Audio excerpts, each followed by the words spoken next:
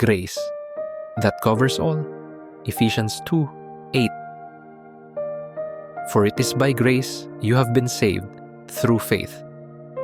Alam mo yung feeling na kahit anong gawin mong kabutihan, parang kulang pa rin.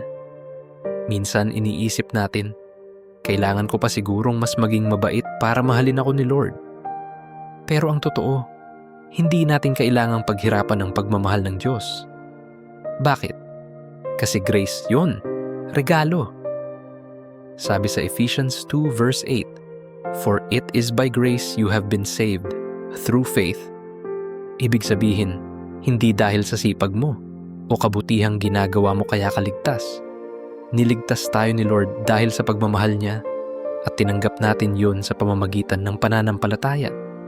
Isipin mo na lang, may malaking utang ka na hindi mo kayang bayaran pero biglang may nagbayad para sa iyo. Ganun ang grasya. Hindi mo kayang bayaran pero binigay sa iyo ng buong buo.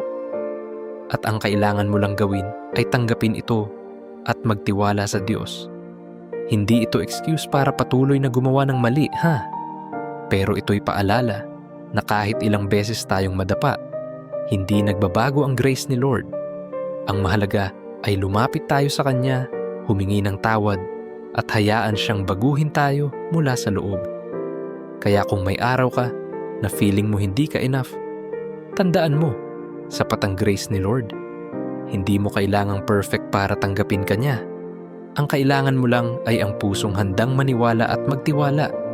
Tara manalangin tayo. Lord, salamat po sa biyaya ninyo na hindi ko kayang bayaran. Patawad po sa mga panahon na sinusubukan kong pagkasyahin ang sarili kong kabutihan.